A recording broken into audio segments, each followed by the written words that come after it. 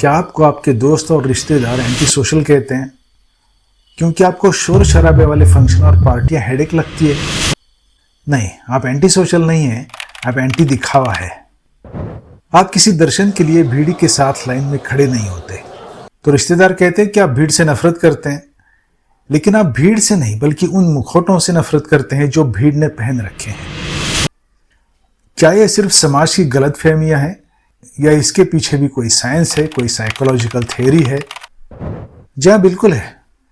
दुनिया में आप जैसे 20% लोग होते हैं जिन्हें साइंस की भाषा में हाइटेंड सेंसिटिव कहा जाता है। अगर सिंपल भाषा में कहूं तो आप स्पेशल इंसान हैं। आपका नर्वस सिस्टम हमेशा ऑन रहता है।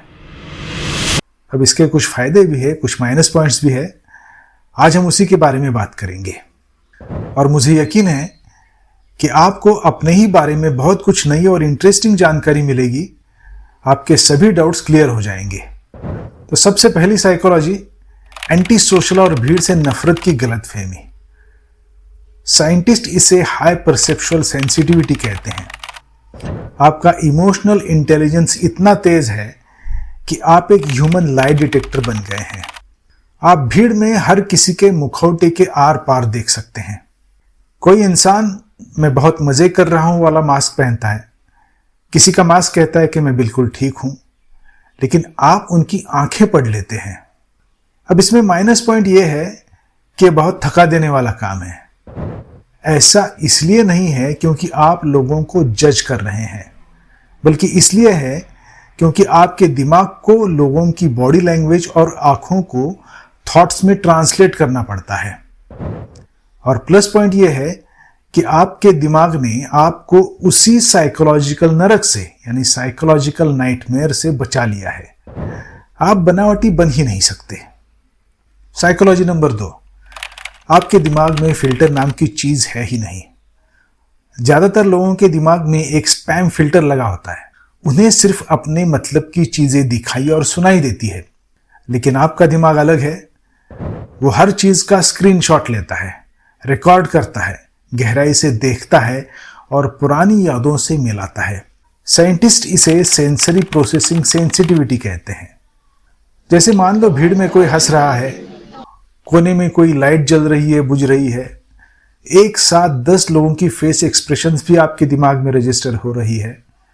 आपका दिमाग इस पूरी जानकारी को सिर्फ इकट्ठा नहीं करता, ये उसे स्टोर करता है, कैटेगरीज में बांटता है और बाद में उसका रेफरेंस भी लेता है।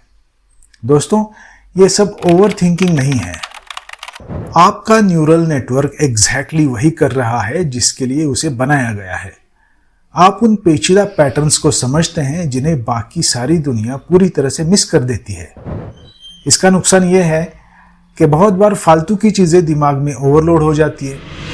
लेकिन दूसरी तरफ यही वो खूबी है जिसने हजारों सालों से इंसान को जिंदा रखा है। ये खतरों को पहचान कर सर्वाइवल के लिए सबसे ज्यादा जरूरी है। याद रखिए, आप सोशली जीरो नहीं हैं, बल्कि आप सोशली एडवांस हैं। यूं समझिए कि लोग कंचे खेल रहे हैं तो आपका दिमाग वहां शतरंज की चालें चल रहा है। Psychology number 3, evolutionary brilliance. Normal लोगों की खुशी डोपामाइन से बनती है। ये दिमाग का रिवॉर्ड सिस्टम है। लेकिन आपका सिस्टम डोपामाइन के बजाय एसिटाइलकोलिन नाम के एक बिल्कुल अलग न्यूरोट्रांसमीटर पर चलता है। ये वो केमिकल है जो आपको तभी रिवॉर्ड देता है जब आप गहराई से सोचते हैं, किसी चीज पर फोकस करते हैं या अकेले होते हैं। अब ऐसा नहीं है कि सामाजिक मेलजोल से आपको खुशी नहीं मिलती, लेकिन आपके दिमाग को अपना हाई अलग चीजों से मिलता है। जैसे आधी रात को किताब पढ़ना या अकेले सैर पर निकलना जहां कोई आपसे सवाल न पूछे, या बस शांत कमरे में बैठकर सोच लेना।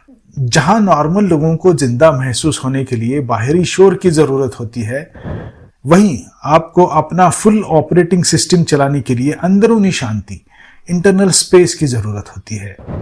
अब इसका नुकसान यह है कि आप स्मॉल टॉक्स में हिस्सा नहीं ले सकते। आपको वो बातें बेतुकी लगती है। आप अपने दिमाग में एक सिम्फनी रच रहे हैं जबकि बाकी दुनिया पॉप म्यूजिक सुन रही होती है। ये कोई अजीब बात नहीं है, इसी को इवोल्यूशनरी ब्रिलियंस कहते हैं।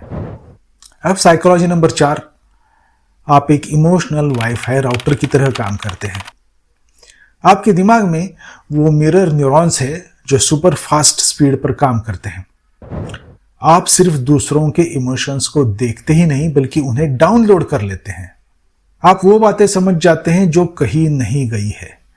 आप शब्दों के बीच का मतलब पढ़ लेते हैं और आपको पता होता है कि सामने वाले को क्या चाहिए इससे पहले कि वो खुद कुछ कहे। यही खूबी आपको इमोशनल इंटेलिजेंट बनाती है। जहां ज्यादातर लोग अपनी खुद की भावनाओं को नहीं समझ पा रहे हैं, वहीं पर आप पूरी दुनिया की भावनाएं समझते हैं। ये श्राप भी है और एक गिफ्ट भी। आपका नर्वस सिस्टम एक साथ 300 लोगों का इमोशनल डेटा प्रोसेस कर रहा होता है। इसीलिए किसी फंक्शन से उभरने के लिए, नॉर्मल होने के लिए आपको एक्चुअली 1-2 दिन की छुट्टी लेनी पड़ती है।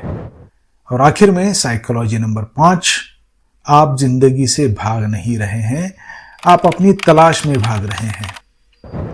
हमारी सोसाइटी को एक अजीब सी बीमारी है। उन्हें लगता है कि जो जितना बिजी और लाउड है वो उतना ही सफल और खुश है।